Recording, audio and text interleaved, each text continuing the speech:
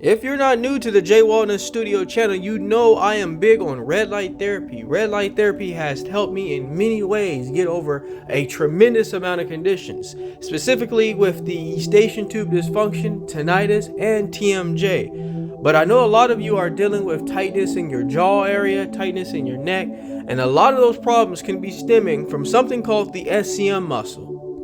SCM is short for sternocleidomastoid, and it's a muscle that's located behind the base of the skull. After some heavy research, it's been suspected that that particular function in that muscle serves as a sheath for the internal carotid artery, internal jugular vein, and the vagus nerve.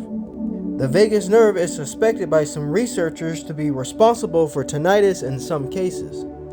So as many of you can see, there is a direct correlation from having a very tight neck, tight jaws, and the eustachian tube being very congested with lots of pressure.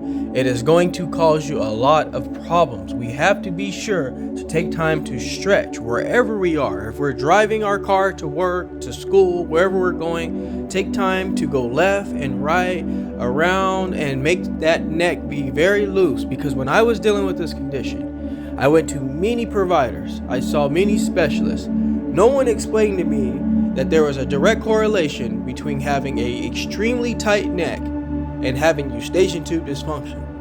And to this very day, I refuse to let any days go by not stretching my neck. You have to take time to really stretch that SCM muscle. That is going to be the key to making sure you don't have this pressure and the sensation of off balance feeling when you're dealing with eustachian tube dysfunction. And also, folks, be sure, if you haven't already, take time to research about red light therapy. You'll see that it provides major results. It's going to promote healing, and it's very inexpensive, and it can be done at home. Do that research and let me know how that makes you feel. Because at the end of the day, it's the smallest of adjustments that make the greatest impact on your health and wellness.